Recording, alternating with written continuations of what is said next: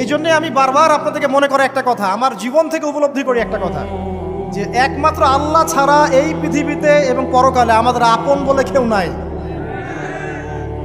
বাকি সবাই সবার স্বার্থের জন্য আছে।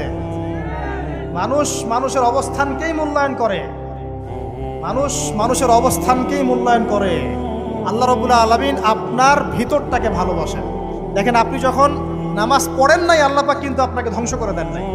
আল্লাহ পরম করুণাময় আপনাকে হেদায়েত দিয়ে নামাজি বানিয়ে দিয়েছেন।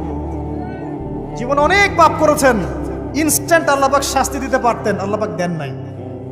আল্লাহ আপনাকে ভালোবাসেন, আল্লাহ আমাকে ভালোবাসেন। আল্লাহ পাকের এই ভালোবাসার ঋণটা শোধ করার জন্য হলেও নামাজি হয়ে যান, আল্লাহর পথে ফিরে আসেন, দিনের জন্য কিছু করেন, দিনের ফিকির করেন, পড়াশোনা করেন। প্রিয় ভাইরা, আল্লাহ পাক তৌফিক দান করুন।